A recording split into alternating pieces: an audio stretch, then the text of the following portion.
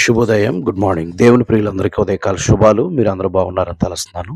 ఈ ఉదయకాలం మరొకసారి ఈ రకంగా మీ ముందుకు రావడానికి ప్రభు ఇచ్చిన ఈ మంచి సమయమునకై ప్రభు కృతజ్ఞతలు చెల్లిస్తూ మీరందరూ బాగున్నారని తలుస్తున్నాను. కొత్త రోజు మళ్ళీ తిరిగి ఎవరి పనిలో వాళ్ళు కొనసాగటం నూతనమైన సోమవారం కనుక ఉదయం ఎవరి పనులు వాళ్ళు కదండి. కనుక దేవుడు ఒక కొత్త అనుభవాలతో మనల్ని నింపాలని హృదయపూర్వకంగా కోరుకుంటున్నాను. 103వ కీర్తన 5వ వచనం ఏం చెప్తుందంటే, పక్షిరాజు యవ్వనము వలె నీ యవ్వనము క్రొత్తదగుచుండునట్లు మేలుతో నీ హృదయమును తృప్తిపరుచుచున్నాను అని దేవుని వాక్యం చెప్తున్నది. చూడండి, పక్షిరాజుకి అనేకమైన లక్షణాలు ఉన్నాయి. ఆ పక్షిరాజుకున్న లక్షణాల్లో ఒక లక్షణం ఏంటంటే, అది ఒక సర్టన్ పీరియడ్ ఆఫ్ టైంలో అదేం చేస్తదంటే, తన నివాసాలు ఎత్తైనటువంటి పర్వత శిఖరాల మీద అది నిర్మించి ఉంటుంది.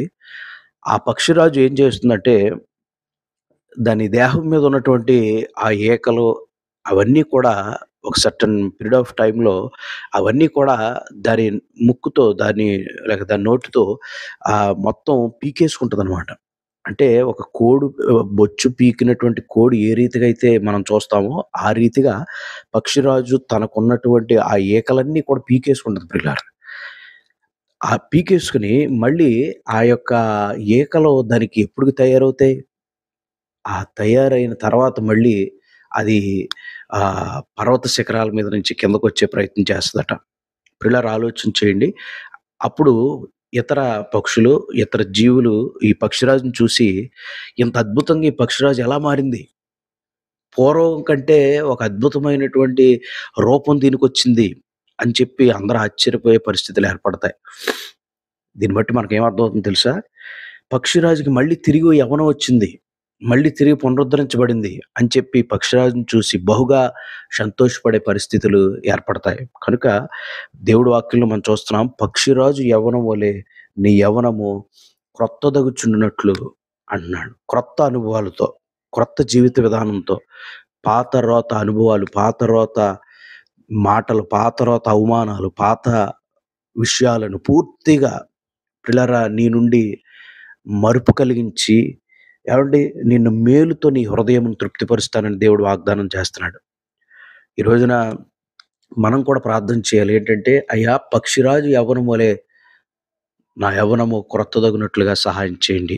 నూతన బలం, నూతన శక్తి, నూతన ఉజ్జీవం అయ్యా నాకు మళ్ళీ ప్రసాదించమని దేవుణ్ణి మనం ఉదయకాలం ప్రార్థిస్తే, ప్రభు ఒక రకమైనటువంటి చురుకైన అనుభవాలతో, ఏవండీ, చురుకైనటువంటి ఒక ప్రోత్సాహంతో దేవుడు నిన్ను నింపి ఈ యొక్క నూతన దినాన్ని ప్రారంభించడానికి ప్రభు మనకు సహాయం చేస్తాడు. కనుక దేవుని వాగ్దానం మన జీవితంలో ప్రభు నెరవేర్చును గాక. ఆమేన్. ప్రార్థన చేద్దాం. ప్రేమగల పరలోకపు తండ్రి, ఈ ఉదయకాలం మీరిచ్చిన సందేశంకే స్తోత్రాలు. విన్న ప్రియులు దీవించండి. ఈ ఉదయకాలం మీరిచ్చిన సందేశంకే వందనాలు. మా జీవితంలో నూతన అనుభవాలతో నింపండి. మేము చేసే ప్రతి పనిలో తోడైనండి. ఈ దినమంతా ఈ సహాయం మాకు దయచేయండి. మా దేశము, దేశ నాయకులు, రాష్ట్రం, ప్రభుత్వం పాడిన పంటను దీవించి బలహీనులందరినీ బాగు చేసి వ్యాధిగా స్వస్థపరచండి. మేము మా జీవితంలో మరుస్తాను మీకు ఇవ్వడానికి వాక్యం, ప్రార్థన, పరిశుద్ధ ప్రేమ కలిగి జీవించే భాగ్యం మాకు దయచేయండి. ఈ ప్రార్థన అంగీకరించి ప్రతిఫలం నిమ్మని యేసు పరిశుద్ధ నామంలోనే ఈ ప్రార్థన అడుగుచున్నాం పరమ తండ్రి.